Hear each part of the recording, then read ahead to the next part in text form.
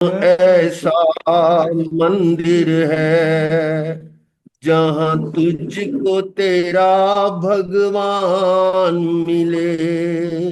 निज आत्म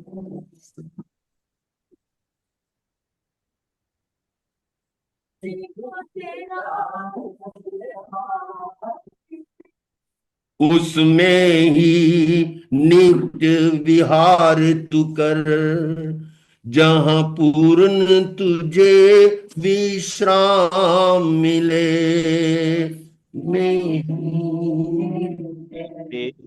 विचार तू कर, यह पूर्ण तुझे विश्व। निज आत्म ऐसा मंदिर है जहां तुझको तेरा भगवान मिले। निज आत्म ऐसा मंदिर है जहाँ तुझको तेरा जहाँ भगवान तुझको मिले। तेरा तू भगवान मोह की मदिरा पी पी कर भव वन में भटकता आया है। तू मोह की मदिरा पी पी पी भवन कर में मन में भटका मन में भटकता है। निज आया रूप है। पिछाने बिना प्रभु भव भ्रमण का अंत न आया है। निज रूप रूप पिछाने जाने बिना बिना प्रभु प्रभु भव भ्रमण भव का भ्रमण अंत का अंत न आया है। निज आत्म की नगरी में ही तुझे रत्न त्रय की खान मिले। निज निज आत्म आत्म की की नगरी में नगरी में तुझे ही रत्न तुझे त्रय रत्न की की खान मिले। खान मिले। निज आत्म ऐसा मंदिर है जहां तुझको तेरा भगवान मिले। निज निज आत्म आत्म ऐसा ऐसा मंदिर मंदिर है है जहाँ जहाँ तुझको तेरा तुझको तेरा भगवान भगवान मिले। मिले। तन धन और जन की ममता में क्यों मूड हुआ भव खोता है। तन तन धन और जन जन की की ममता ममता में में जो क्यों मूड मूड हुआ हुआ भव भव खोता खोता होता है। है। इनकी ममता में मर मर कर क्यों बीज पाप के बोता है। इन इनकी ममता ममता में में मर मर मर मर कर कर क्यों क्यों बीज बीज पाप पाप के के बोता बोता है। है। निज रूप संभारो हे चेतन, जहां तुझको सम्यक ज्ञान मिले। निज निज निज रूप रूप रूप संभारो संभारो संभारो हे हे चेतन, चेतन, जहाँ जहाँ तुझको तुझको तुझको सम्यक सम्यक ज्ञान ज्ञान मिले। होता है ना, म्यूट करके रखे नहीं तो आवाज बीच में डिस्टर्ब होती है। निज आत्म ऐसा मंदिर है जहां तुझको तेरा भगवान मिले। निज आत्म ऐसा मंदिर है जहाँ तुझको तेरा भगवान मिले। तुम उदासीन होकर जग में एक घड़ी विचार करो मन में। तुम उदासीन होकर जग में एक घड़ी पिसा विचार करो मन में। परिपूर्ण तत्व निर्मल गायक है, विराज रहा है इस तन में। परि परिपूर्ण तत्व निर्मल गायक है, विराज रहा है इस तन में। उसमें विहार नित करने से अज्ञान जनित सब मान गले। उसमें विहार नित नित करने करने से अज्ञान जनित सब मान गले। निज आत्म ऐसा मंदिर है, जहां मुझको मेरा भगवान मिले। निज आत्म ऐसा मंदिर है, जहाँ मुझको तेरा भगवान मेरा भगवान मिले। आया जो अब पुनीत अवसर, ये हाथ से कभी न खो देना। आया जो अब पुनीत अवसर, वह हाथ से कभी न खो दे। मर पच कर भी भोंदू भाई, तुम सम्यक दर्शन पा लेना। मर मर पच कर भी भोंदू भाई, तुम सम्यक दर्शन पा लेना।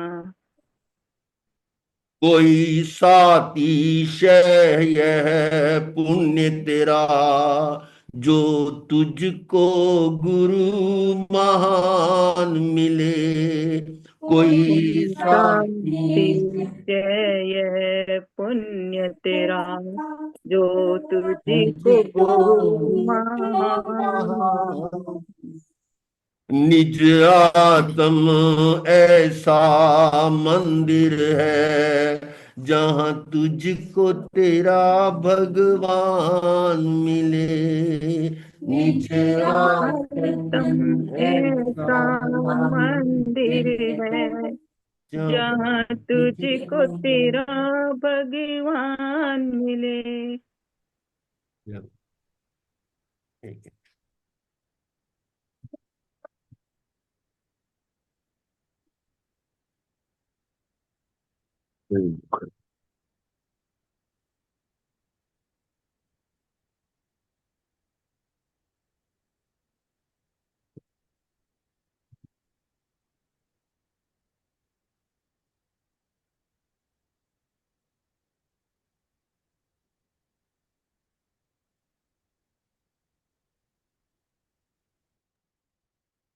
मथेन वंदामी महाराज जी।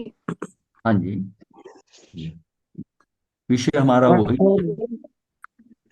मथेन राज्य और वदावेश। संयम। तो प्रातः हाँ जी, इसमें कल जो चल रहा था कि धर्म रुचि अंगार के मन में चींटियों के प्रति तथा नागश्री ब्राह्मणी के प्रति कैसी सद्भावना, क्षमा की भावना थी। वह दूसरी ओर हमारे एम्बिल के पारने में प्रतिकूल वस्तु भूल भूल से बहरा दे तो हमारे मन में कैसे भाव उठने लगते हैं, कितनी प्रतिक्रिया हो जाती है। क्या हम स्नेह भाव नहीं रखें, किंतु कम से कम समभाव में स्नेह, मतलब अगर स्नेह भाव नहीं आता तो कम से कम समभाव तो रखें ना। ध्यान दें कि साधना के रस को बढ़ाने के लिए सरलता के रस को बढ़ाएं। साधु बनने से पहले सीधा यानी कि सरल होने की जरूरत है। साधु बनने से पहले उसको सीधा होना पड़ेगा। साधु बाद में बनता है, सीधा पहले होता है। सीधा से साधु बनता है। हमारी आंतरिक अवस्था असद्भाव वाली है तो चरित्र रूपी माला हमारे गले में सुशोभित कैसे होगी। यानी कि फिर वो चरित्र वाली माला जो है वो गले में नहीं पड़ने वाली। अगर हम असद्भाव वाली हमारी जो है अवस्था है तो हमारी अंदर की अवस्था कैसी है। कई बार हम बाहर रिफ्लेक्ट नहीं करते, बाहर प्रदर्शित नहीं करते, पर अंदर से अवस्था क्या होती है कि अंदर उथल पुथल मच जाती है। कि हमारी आंतरिक अवस्था असद्भाव वाली है। जो चरित्र रूपी माला हमारे गले में सुशोभित कर, वो कैसे फिर सुशोभित हो सकती है चरित्र? गुरु भाइयों के प्रति ये सद्भाव हो कि ये मेरे उपास्य हैं। उन्होंने दीक्षा पहले लिया, गुरु भाई जो होंगे, गुरु भाइयों के प्रति ये सद्भाव हो कि ये मेरे उपास्य हैं, यह मेरे मोक्ष के कारण है। ऐसी संवेदनाओं से ही सद्भाव बना रहता है। ये अगर संवेदनाएं अंदर आ जाएं, ऐसी फीलिंग अंदर आ जाती है, तो इसी से ही सद्भाव बढ़ जाएगा उनकी तरफ, कि मैं इनके कारण ही मुक्ति पे जाऊंगा, इन्हीं से ही सीखूंगा, इन्हीं को ही देखकर, इन्हीं को ही फॉलो करके। तो तो ये उसके दिमाग में, तभी वो उसके लिए उपास्य होंगे, उपास्य हो जाएंगे। बौद्धिक शक्ति प्रबल शिवक्षम का धारक किसी मंदमती को कहे कि इतना भी पढ़ना नहीं आता, क्या किया इतने वर्षों में, सैन्य जीवन में क्या करा अभी तक? प्रवचन शक्ति धारा प्रवाह से हो, सैकड़ों हजारों का जमावड़ा हो, वह साधारण वक्ता को कहे कि तुम्हें यदि प्रवचन करने की जिम्मेदारी सौंप दें, तुम तो लोग श्रोता को ही भगा दोगे, यानी भाग जाएंगे। आप आपस में बात है ना भाई, वो कहता है भी मुझे भी चांस दो, मैं भी बोलता हूँ, कभी कभी प्रवचन की बात होती है, तो कहते हैं भाई अच्छी भला तुझे अगर चांस दे दिया ना, तो जो बैठे हैं वो भी भाग जाएंगे, वो भी भाग जाएंगे, तू बस एक भजन ही गा ले, तो लोग श्रोता भाग जाएंगे। लेखन रथ कोई सेमी हो, हर वर्ष नई नई किताबें लिखते हो, मतलब उनकी किताबें आती रहती, और वे नहीं लिखने वाले मुनि का मजाक उड़ाती हूँ। ऐसी अवस्था हमारी हो तो समझना चाहिए कि हमारे भीतर अभिमान और असद्भाव का साम्राज्य है। कहते हैं ना, अरे एक भी किताब लिखी है तूने, अब तक इतना संयम पाल लिया, देख ये हर साल इसकी 2-4 किताबें आ जाती। ये कंपटीशन भी होता है, कई कई बिना बात की किताब लिखे जा रहे हैं। अब उसमें भी उसको अहम आता है, पहले किताब छपे, किताब पे अपनी फोटो छपे, गुरु का नाम, ऐसी डिटेल, ऐसा ऐसा सारा पारिवारिक सारी चीजें डिटेल भी दो, तो इसमें उसने क्या करना है? उसकी फोटो से क्या हो जाएगा किताब पे? मतलब ये हमारे भीतर ना वो उसका अभिमान अभिमान रह गया है। देखो मैंने इतनी किताबें छपी। लोकोत्तर शासन प्राप्ति के बाद भी यदि हमारी लौकिक व्यवहार भी ठिकाना ना हो, मतलब अभी लोकोत्तर शासन मिल गया, साधु का जीवन मिल गया, तो ये लोकोत्तर शासन है। उसकी प्राप्ति के बाद भी यदि हमारे लौकिक व्यवहार का भी ठिकाना ना हो, तो हम उस तुच्छ मनोवृत्ति से भवभावांतर में अंतराय कर्म का बंधन कर रहे हैं। हाँ, अंतराय कर्म बंध रहा है भवभावांतर में। क्यों? उसमें क्या है कि लोकोत्तर शासन के मिल गया, साधु को मिल गया, फिर भी ये जो लौकिक व्यवहार में फंसे हुए हैं जैसे, तो क्या होगा उसे? टाइम टाइम खोटा कर रहे हैं। खोटा टाइम हो गया ना, खोटा संयम हो गया। अंतराय कर्म का बंधन करने, दूसरों के अवगुण देख देख कर उसके प्रति असद्भाव धारण करने वाला गुण भ्रष्ट होकर मरणांत समय में भी भ्रष्ट हो जाता है। दूसरे की सिर्फ कमियां देखकर, अवगुण देख देख कर उसके प्रति असद्भाव आता है। ये तो है ही ऐसा, इसको तो समझ ही नहीं आया, इतना बरस से हर बार गलती करता है, इसको समझ ही नहीं आया। वो जो उसके अवगुणों को देख देख कर उसके प्रति असद्भाव धारण करने वाला गुण भ्रष्ट होकर मरणांत में संयम से भी भ्रष्ट हो जाता है। भूल पकड़कर आलोचना एवं प्रतिक्रमण से शुद्धि हो तो संयम की गाड़ी रास्ते पे आ सकती है। अगर अपनी भूल पकड़ में आ जाए, भूल पकड़कर उसकी आलोचना एवं प्रतिक्रमण से शुद्धि हो तो संयम की गाड़ी रास्ते पे आ सकती है, वरना वो उसकी गाड़ी तो डिरेल हो गई है, गाड़ी पटरी से हट गई है। असद्भाव से संयम परिणामों में दृढ़ता नहीं आती। असद्भाव रहेगा, सद्भावना ही नहीं है अंदर दूसरे के प्रति। अब साधु जो है अगर वो चिड़चिड़ा रहे, उसको देखे, उसकी तरफ भी नाखून से पड़े, ये करे, क्या लाए, क्या गुजरी, ढंग से नहीं लेनी आती, करना नहीं आता, वो क्या, उसमें संयम परिणामों में दृढ़ता नहीं आती, और सारा दिन उसी चीजों में फंसे रहते हैं। फिर हमारी अवस्था ऐसी ना बने, इसके लिए चाहे जैसे संयोग कुस्वभाव संयम हो, मेरे लिए तो वह उपास्य है। कैसे भी संयोग आ जाए, किसी का गलत स्वभाव हो जाए, संयम हो मेरे लिए तो वह उपास्य है। संयम हो मेरे लिए उपास्य, वही उपास्य है, मेरे मोक्ष का कारण है। उनकी सेवा में ही मेरा मोक्ष निहित है, मतलब उनकी सेवा में ही मेरा मोक्ष निहित है। अगर ये समझेंगे कि गुरु भाइयों की सेवा में, गुरु की सेवा में ही मेरा संयम है, संयम नहीं है। तो ये उसको ना इसमें मोक्ष की तरफ लिखा है, सेवा में ही मेरा मोक्ष निहित है, उसमें पड़ा हुआ है मोक्ष अगर सेवा में आती। तो ये हमने पहले संवेदना करा, फिर सद्भाव करा। अब तीसरी सीढ़ी आती है सेवा की, सर्वज्ञ एवं सर्वदर्शी के प्रति संवेदना, स्वामी के प्रति सद्भावना। ये संवेदना किसके प्रति है? इतनी संवेदना हो जाए, सर्वज्ञ और सर्वदर्शी के प्रति संवेदना। वो क्या संवेदना है कि उन्होंने क्या केवल ज्ञान प्राप्त करके कितना उपकार करा कि हमारे ऊपर लिख दिया, आचार्यों ने उसका जो है अनुवाद करके हमारे लिए उपलब्ध करा दिया। आज हमारे हाथ में हम कोई भी चीज खुद ही पढ़ सकते हैं, जान सकते हैं। एक समय था जब शास्त्र नहीं थे तो प्राकृत या संस्कृत में, इसका मतलब है कि हमको उसका कुछ समझ नहीं आती थी, हम दूसरों के भरोसे थे और जैसा हमें बताते थे वैसा था। जब हम स्वयं पढ़ने लगते हैं फिर आपको ध्यान से धीरे धीरे पता चलता है कि वास्तविकता क्या है। क्योंकि जो हम वो जान रहे थे, जैसा उन लोगों ने समझा था वैसा हमको समझा रहे थे। अब है कि जैसा भगवान ने बताया है उसको हमने समझना है कि उसमें क्या है, उसमें कितनी सूक्ष्मता है। क्योंकि धर्म के में विशालता भी बहुत है और जगह जगह एक छोटी सी बात को लेकर सूक्ष्मता भी बताई गई है। तो इससे ये क्या है कि मेरा उस उनके प्रति जो संवेदन, मतलब अहोभाव क्यों आता है, श्रद्धा मेरी पुष्ट कब होती है, मतलब ये मन में भाव आता है कि मेरा इस धर्म में जन्म हो गया, केवलियों का दिया हुआ, मुझे किसी बात का संशय नहीं। क्यों? केवल ज्ञानियों ने जो बताया है और जैसा उनकी आत्मा में झलका है वैसा उन्होंने बताया है, और उनकी वो स्थिति थी कि वो गलत नहीं बता सकते।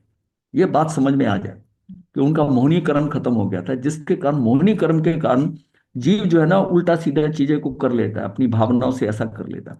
वो निष्पक्ष हो जाता है, उसको कुछ नहीं करना, जैसा दिख रहा है उसे ये भी नहीं है कि ये गलत है कि सही है, पर उसको जैसा अंदर से महसूस हो रहा है, जैसा उसको दिख रहा है वो वैसा बताएंगे।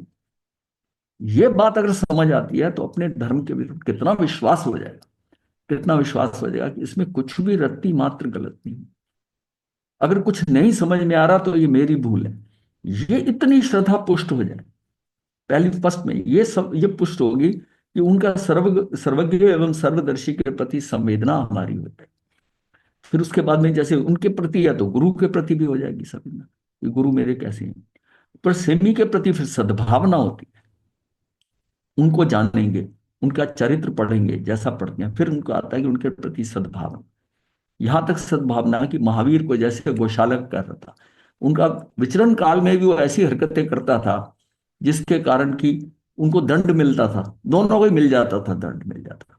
लोगों को भीड़ में किसी को छेड़ देता था कुछ है, तो वो क्या करता था कि वो फिर पिटाई भी होती थी, लेकिन उनके प्रति उसके प्रति कुछ नहीं, ऐसा भाव नहीं आता था, कुछ भाव नहीं आता था।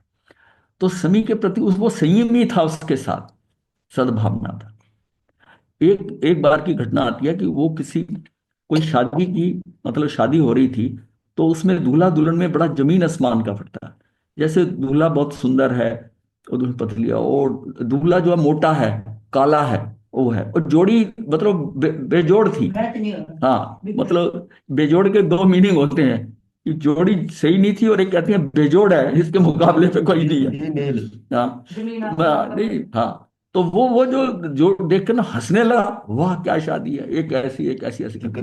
उन्होंने बारातियों ने खूब मारा उसको, इसको पीटा पीटा, तो उसको पकड़ के गाने लगे। तो महावीर आगे चल रहे थे, चलते चलते उन्होंने पीछे मुड़ के देखा, ऐसे इसकी पिटाई हो रही है, तो पीछे मुड़कर देखा ना, उन्होंने कहा अरे ये तो इस संत के साथ इसका ही साथी लगता है ये। जैसे बस उन्होंने पीछे मुड़ के देखा, उन्होंने छोड़ दिया उसको, उनके पीछे मुड़ के देखने से ही छोड़ दिया। समी के प्रति परमार्थिक सद्भाव का अनिवार्य परिणाम सेवा ही है। अब मतलब तीसरी सीढ़ी जो सेवा की ना, कि समी के प्रति परमार्थिक परमार्थिक जो सद्भाव है उनके प्रति, जो मेरा अंदर से निश्चय से स्वभाव है, वो अनिवार्य परिणाम है सेवा ही, वही सेवा है, मन से उनके प्रति है। सद्भावना की श्रृंखला सेवा के परिणाम को खींच कर लाएगी। अब सद्भावना की श्रृंखला, उनके प्रति सद्भावना सद्भावना है, जिसके साथ सद्भावना होती है फिर उसको कुछ थोड़ी सी प्रॉब्लम होती है ना तो हम विचलित हो जाते हैं, और जिसके प्रति हमारी सद्भावना ना हो, असद्भावना हो, उसको कुछ भी होता रहे हमको इतना महसूस नहीं होता। है ना। लेकिन नहीं, सद्भावना की श्रृंखला सेवा के परिणाम को खींच कर लाती है। उसके प्रति उसकी सेवा का भाव अपने आप उमड़ेगा, क्योंकि सद्भावना है उसके साथ। और यहां तक कहा है कि असद्भावना हो तब भी सेवा तो तब भी करनी है, तब भी करनी है, पर सद्भावना तो अपने आप ही आपको सेवा करवा देगी। आपको आएगा कि इसको तकलीफ हो रही है, इसका मैं कुछ देखूं क्या करूं इसके। भंवरे मधुमक्खी फूलों के आसपास मंडराते हैं। भंवरे मधुमक्खी जो है ना, दोनों जो हैं ये फूलों के आसपास मंडराते हैं। वैसे ही संघ में सेवा के लिए निष्कपट भाव से निर्जरार्थी मुनि जो है बन, मैं पहले सेवा करूं, मतलब मैं भी सेवा करूं संघ की। जैसे संघ के अंदर सेवा करने वाले निष्कपट भाव से करते हैं, तो जिसने निर्जरा करनी है जिस मुनि ने, मैं भी वैसा ही उनकी सेवा करूं। ऐसे शब्द बोलते हुए कई समी जाने जाते हैं, कई बोले जाते हैं। संगी जो बोलते हैं इस बात को कि मुझे तो संघ को कुछ बचाना है, संघ का कुछ ऐसा करना है, समाज को ऊपर उठाना है, संघ को ऊपर उठाना है। और संतों ने बहुत परिश्रम किया है कई जगह पर सेवा की, इस संघ को ऊपर उठा दिया जाए। उनके परिश्रम से ही आज यहां पर स्थितियां पहुंची। ये भाव क्या होता है? अंदर का सच्चा भाव है। अब बेचारे भगवान ध्यान साधना करें, वो अपनी साधना अपने आप करें, जगह जगह आप करा रहे हैं। पहले वो खुद बैठते थे 4 4 5 5 दिन उसमें, वहां कराते थे।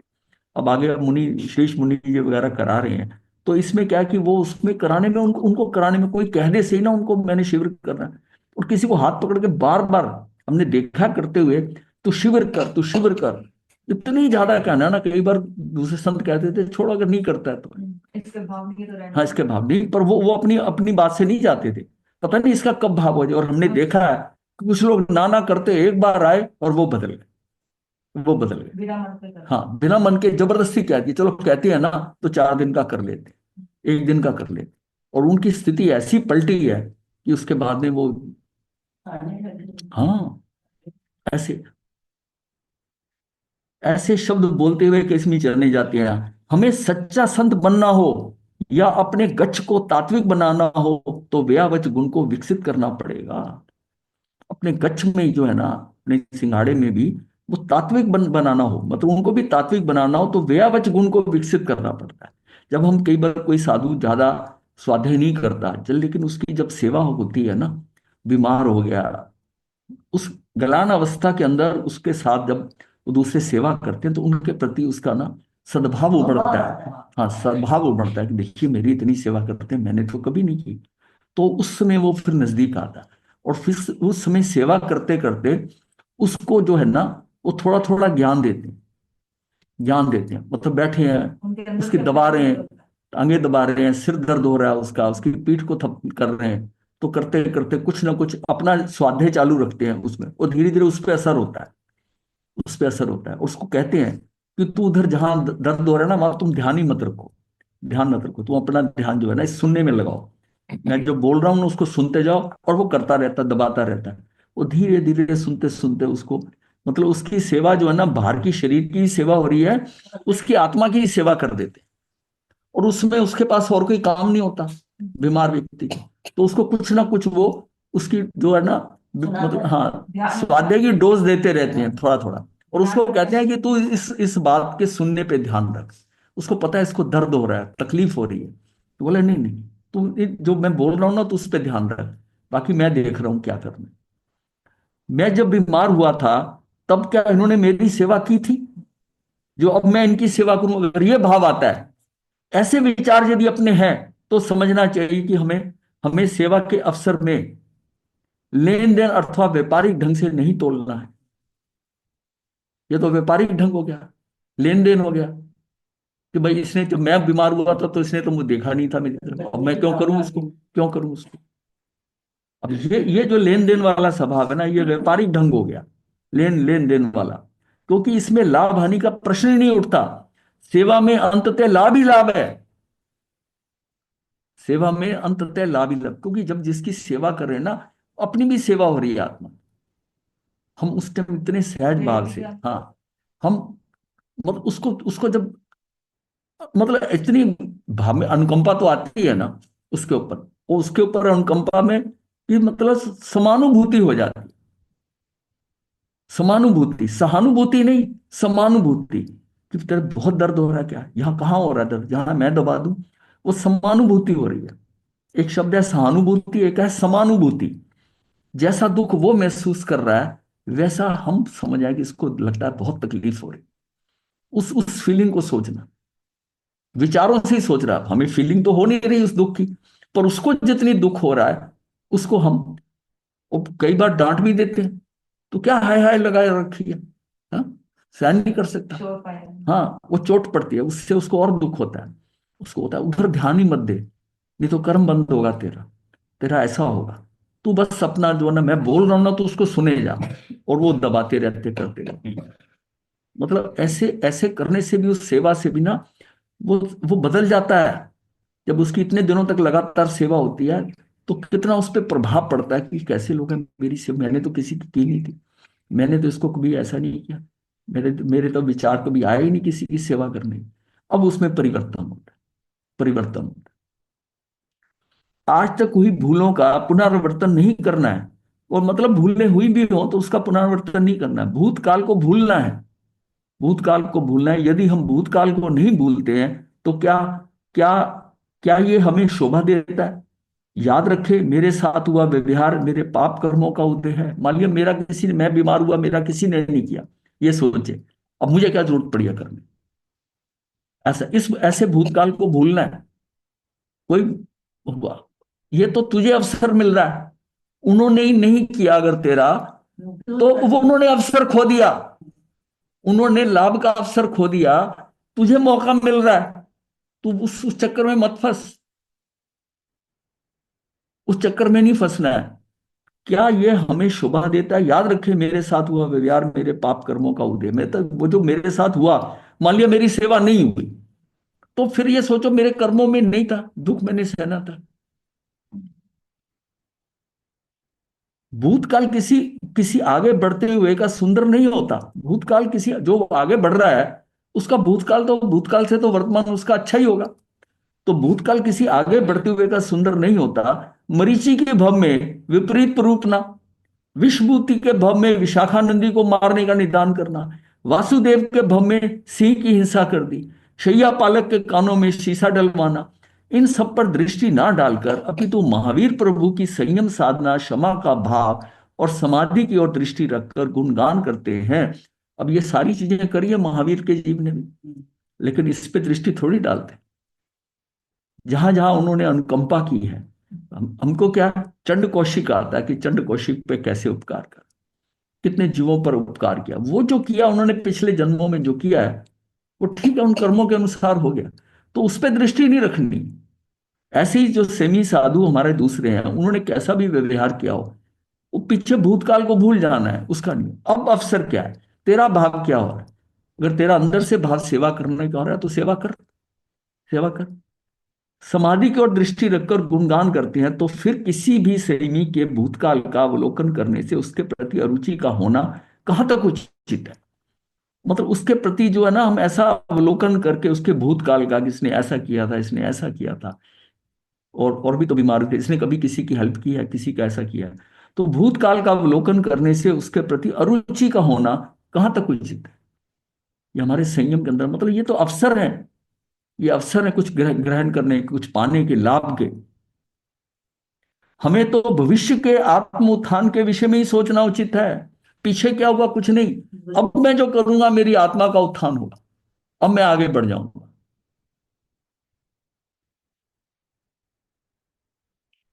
ऐसा क्यों नहीं सोचते हो कि पुण्योदय होता है तभी साधु की सेवा का सौभाग्य मिलता है? मतलब ऐसा क्यों नहीं सोचते कि पुण्योदय होता है तभी साधु की सेवा का सौभाग्य मिलता है? संसार में स्त्री का पति के साथ संबंध जुड़ते ही इच्छा या अनिच्छा पूर्वक से पति या उसके परिवार की सेवा करनी पड़ती है, नहीं तो वह स्त्री का वैवाहिक जीवन मधुर में नहीं रह सकता। भाई, जो स्त्री शादी करके जो बहू आई है घर में, अगर वो उस परिवार की सेवा नहीं करती, पति की सेवा नहीं करती, तो उसका वैवाहिक जीवन खराब हो जाएगा, वो मधुर में नहीं रह पाता है। वैसे ही मुमुक्षु ने दीक्षा होने पर गुरु एवं गच्छ यानी कि टोले के साथ संबंध जोड़ा है। अब उसके साथ साथ बाल, युवा, वृद्ध और गुरु भाइयों का, गलान, साधु संघ का, शासन का, सबके साथ संबंध जुड़ता है। जैसे उस स्त्री का पति के साथ सिर्फ संबंध नहीं हुआ, उसके सास, ससुर, देवर, ननद, उन सबके साथ संबंध जुड़ता है, सबके साथ संबंध जुड़ता है। और उसने पति की सेवा करते हुए उन सबकी भी सेवा करनी है, सेवा करनी। इसमें गुरु और गच्छ के साथ अगर जुड़े तब भी उन सारे लोगों की जो जुड़े हैं ना, उन सबके साथ संबंध जुड़ जाता है, जैसे परिवार में जुड़ जाता है। संपूर्ण समर्पण भाव तो गुरु के प्रति ही होता है, ये भी बात क्लियर है। संपूर्ण समर्पण भाव तो गुरु के प्रति होता है, परंतु वफादारी तो सबके प्रति आवश्यक होती है। अगर संपूर्ण समर्पण, बाकी सबके साथ भी जो है ना संपूर्ण समर्पण गुरु के प्रति है, ठीक है, माना, लेकिन परंतु वफादारी तो सबके साथ आवश्यक होती है। गुरु के प्रति जैसी आज्ञापरायणता होती है वैसी सबके प्रति होगी, तभी शासन टिक सकता है। गुरु के प्रति जैसी आज्ञापरायणता है, जैसा गुरु कहता है, तहत उसको कहते तहती, वो बस वो मानता है कि गुरु ने कहा, गुरु की आज्ञा है, इसको लेकर ना पत्थर पे लकीर है, इसको वो चलता है।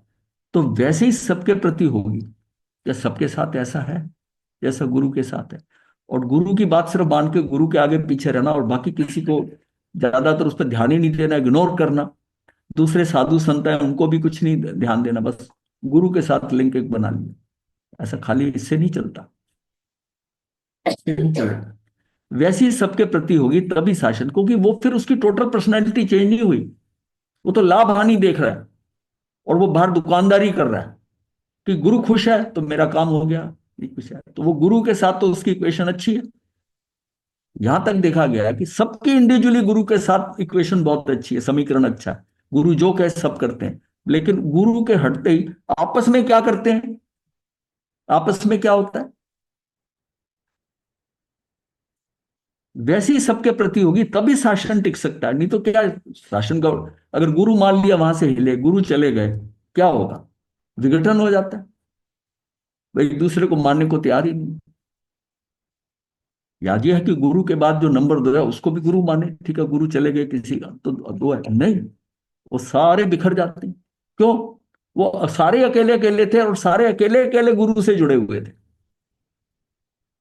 गुरु से जुड़े थे। अब कई जगह कि सारे दीक्षित जो होते हैं ना वो गुरु से दीक्षित होते हैं, आचार्य से दीक्षित होते हैं। अब ये जो सिस्टम है कि जैसे एक दीक्षित हुआ तो गुरु क्या करता है, उसके आगे आने वाले को उनके अंडर दीक्षित कराता है ताकि वो उसके अंडर रहेंगे।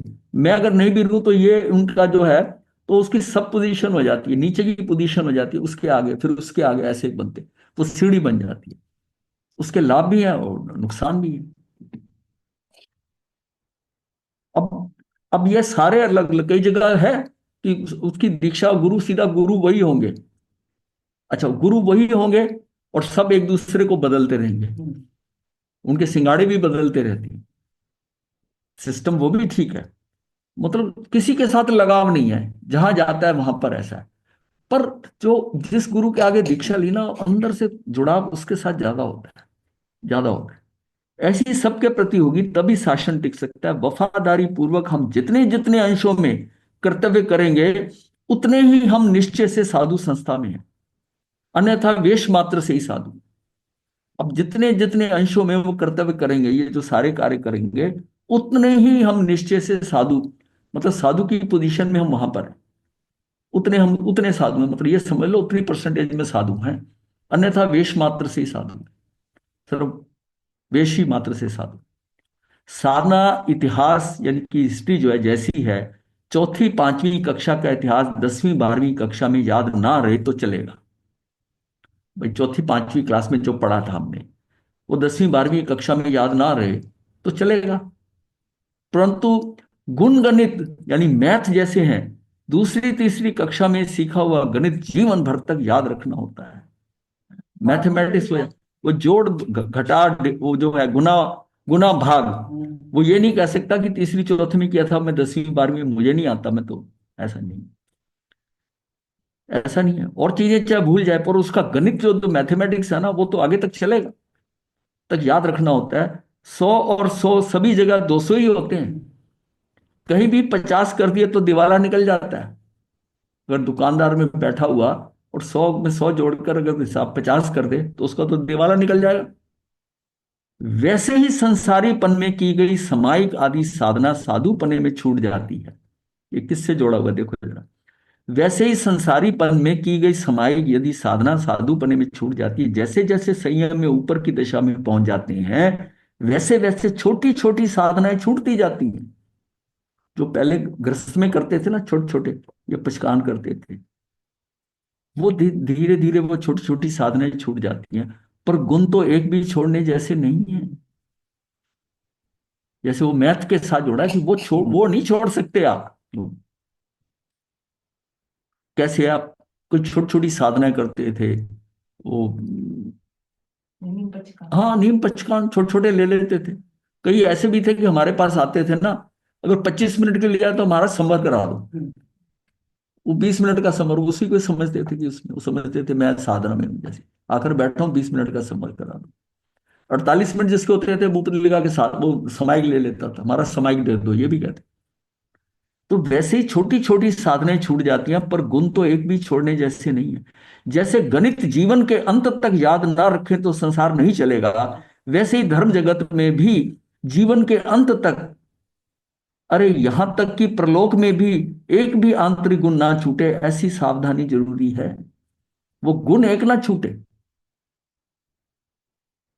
वही मतलब एग्जाम्पल बड़ी सिंपल सी दी है कि वो कहे जी वो तीसरी में करी थी, अब पता नहीं इसका जोड़ क्या होता है या गुना क्या होती है, ये थोड़ी कहेगा। अगर वो हिस्ट्री की कोई बात सन भूल जाएगा, वो बोल जाएगा, वो कह सकता है। बट ये गणित, उसको तो गणित जो बेसिक गणित है वो तो उसका साथ रहेगा ना, अंत तक वो रहेगा। तो इसी तरह प्रलोक में भी एक भी आंतरिक गुण ना छूटे, ऐसी सावधानी जरूरी है।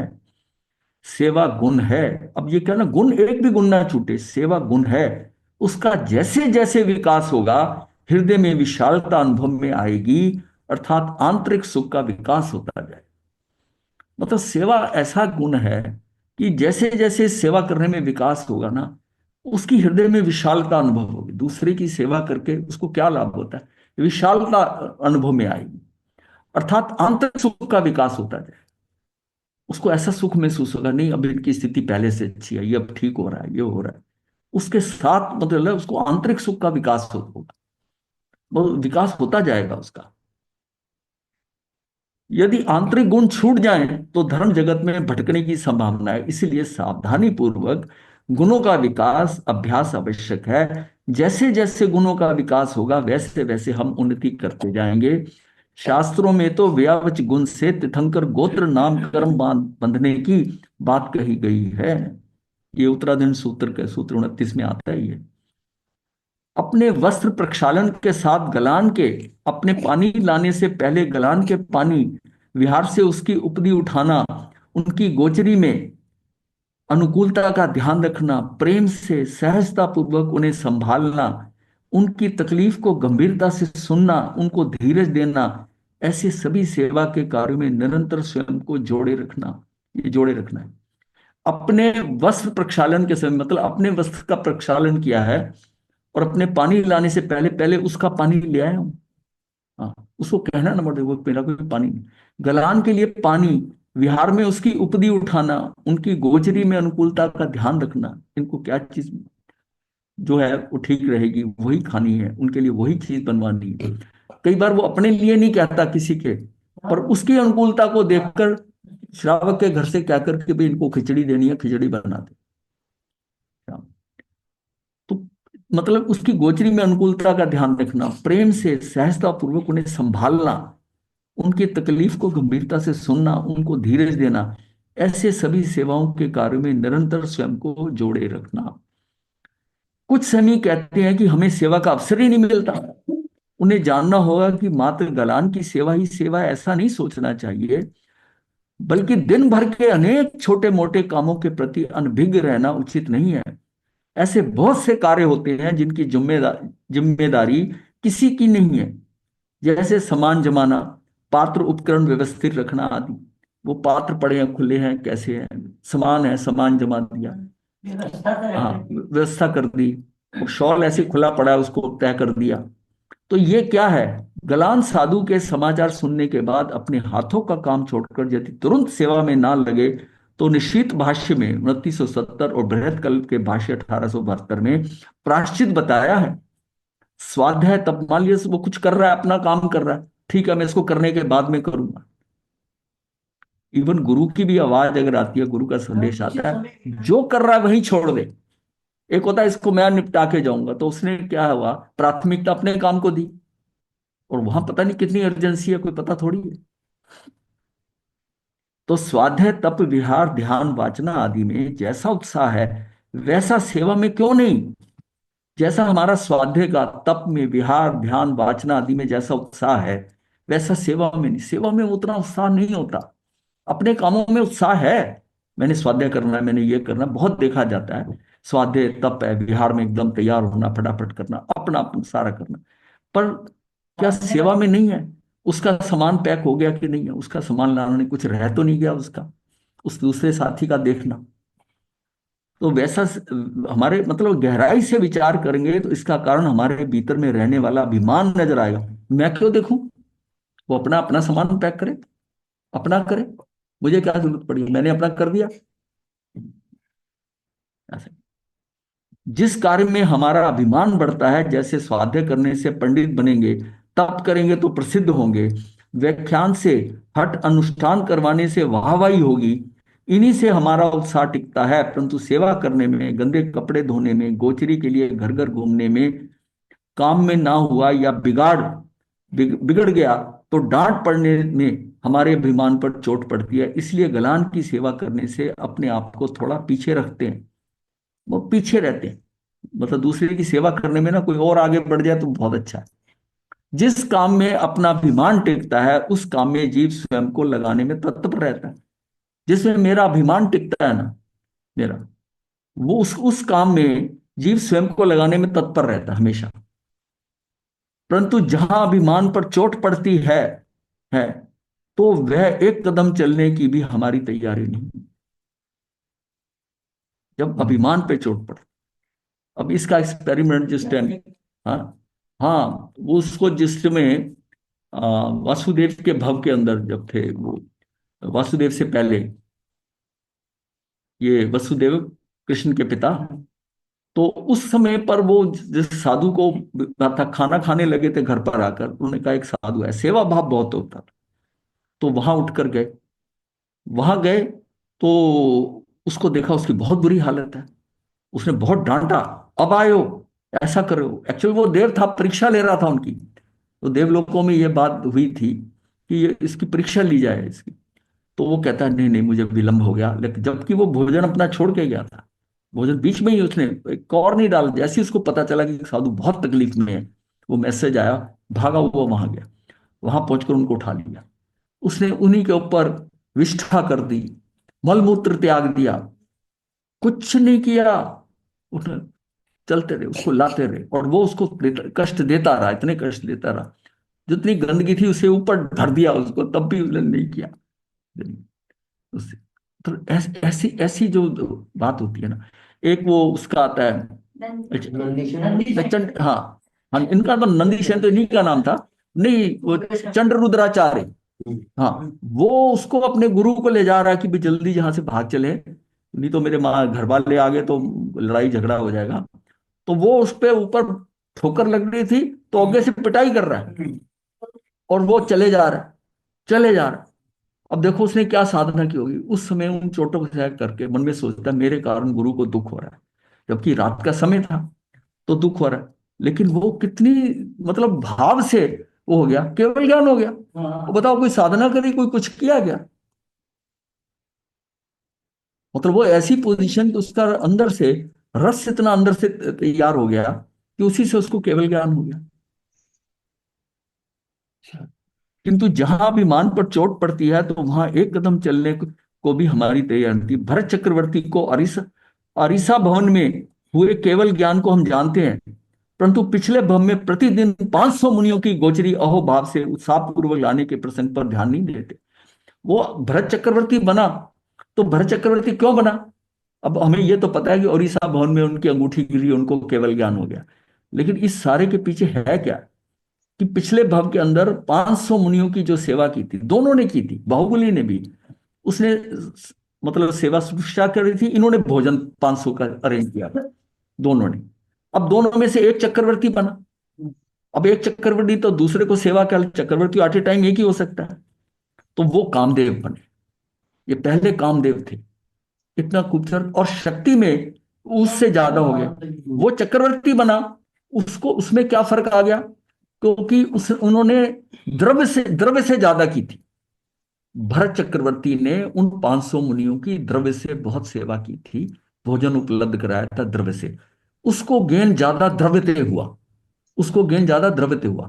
बाहुबली ने जो सेवा शुश्रूषा करी वो भाव से ज्यादा थी, भाव से ज्यादा थी।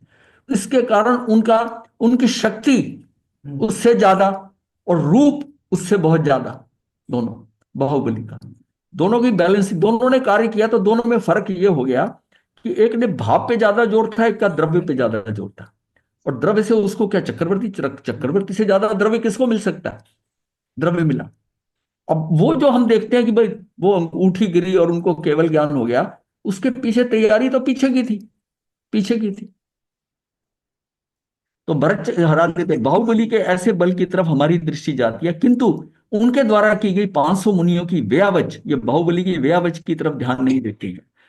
पालने में झूलते हुए 3 वर्ष की आयु में 11 अंग कंठस्थ करने वाले वज्र स्वामी के बारे में जानकर हम हैरान होते हैं, परंतु पूर्व हम में पुंडरिक कुंडरिक, ये दोनों अध्ययन का रसपूर्वक स्वाध्याय को हम ध्यान में नहीं देते। हमें मात्र फल दिखाई देता है, किंतु उसके मूल पर दृष्टि नहीं जाती। मूल की उपेक्षा करने वाले को फल कदापि नहीं मिलता। इसलिए हमारे संयम रूपी वृक्ष पर समाधि रूपी फल की उत्पत्ति के लिए सेवा रूपी मूल को, यानी इस सीढ़ी को मजबूत करना होगा। सेवा समी के लिए भी अगम्य गोचर गुण कहा गया है। कारण है कि सेवा में अहंकार टूटता है, सेवा से जीव का ना अहंकार टूटता है। सेवा सम्यक रूप से हो तो उसके लिए निम्न 5 बातों की सावधानी आवश्यक है। अब यहां तक हमने, फिर आगे इसमें 5 स्टेजेस और आएंगी जिसमें सेवा के अंदर, तो सावधानी आवश्यक है। मतलब इसमें सेवा पे इतना दिया है कि साधना करते हुए अगर हमारे मन में दूसरे के प्रति सेवा का ही भाव ही हो कि नहीं, इसका मुझे अवसर मिले मैं करूं।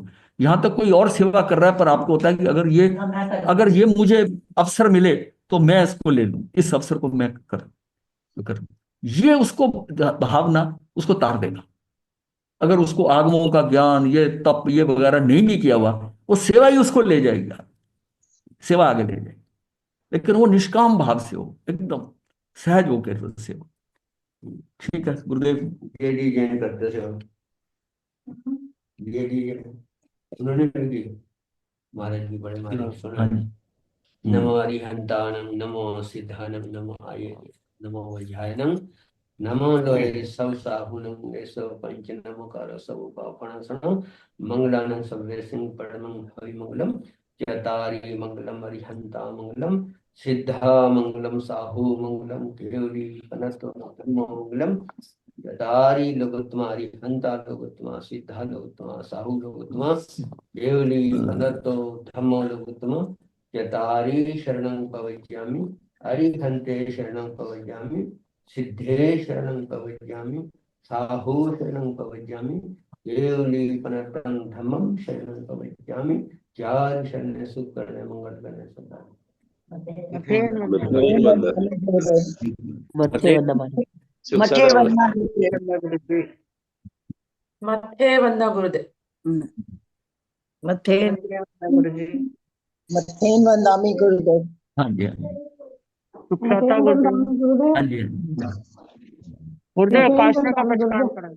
अन्य धारणा प्रमाणे बहुत से।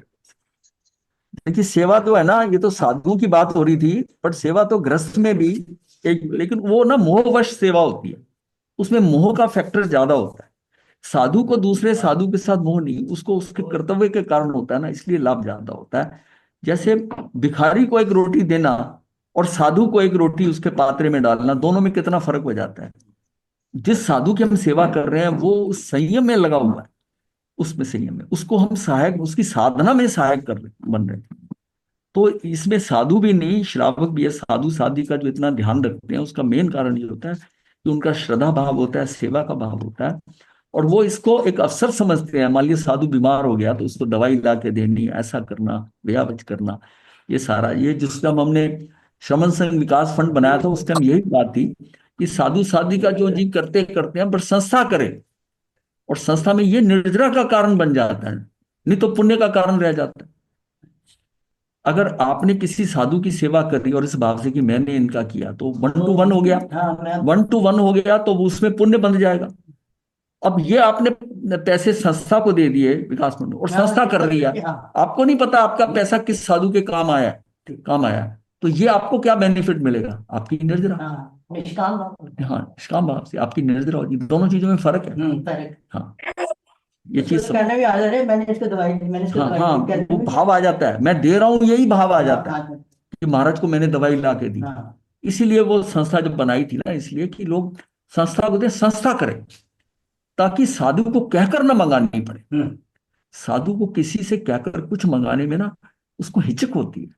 कई बार वो 2-2 3-3 बीमारी होने पे भी दवाई नहीं कहता, वो तो ऐसी किसको क्या कहना, क्या कहना, वो एकदम बीमारी बढ़ जाती, बढ़ जाती। बट भी क्या होता है जिसको जानते हैं अब उसको संस्था का पता है ना कि संस्था ने करना है, तो वो बेहिचक वो कहते हैं कि हाँ। तो ये दोनों दोनों मतलब फर्क है ये।